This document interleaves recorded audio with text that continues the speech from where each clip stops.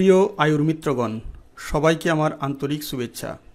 আজকের ভিডিওটি বিশেষভাবে তাদের জন্য যারা আয়ুর স্বাস্থ্যমিত্র এক্সাম নিয়ে দুশ্চিন্তা, হতাশা এবং অনিশ্চয়তার মধ্যে রয়েছেন। সম্প্রতি অফিসিয়াল চ্যানেলের ক্লাস বন্ধ হয়ে গেছে। কেউ কেউ বলছেন ভেতরে কিছু অনিয়মের কারণে কিংবা ঘুষের অভিযোগের জন্য ক্লাস বন্ধ হয়েছে।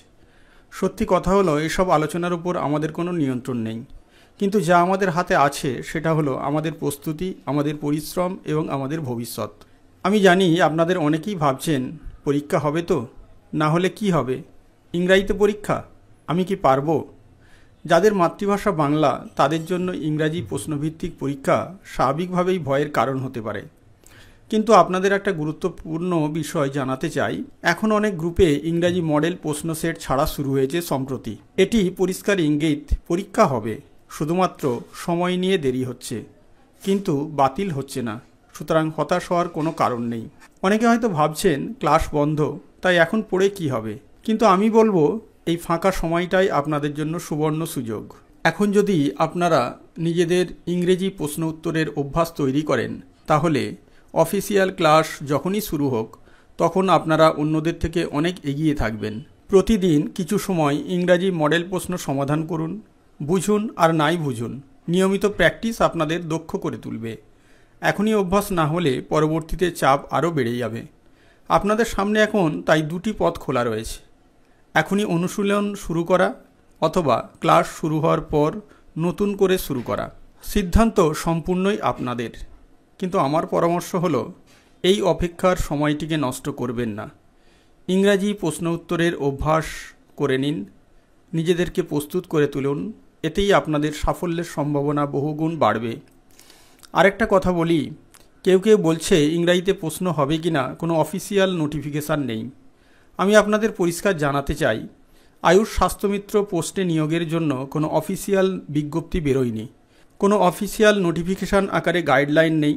পুরো ব্যাপারটাই এজেন্ট মারফত সম্পন্ন হচ্ছে, সুতরাং অফিসিয়াল নোটিফিকেশনের কোনো প্রশ্নই ওঠে না। আপনারা কেউ কি অফিসিয়াল নোটিফিকেশান দেখেছেন বা দেখাতে পারবেন? আর যদি কেউ দেখিয়ে থাকে তাহলে সেটিকে ভুল বলে ধরে নিতে হবে।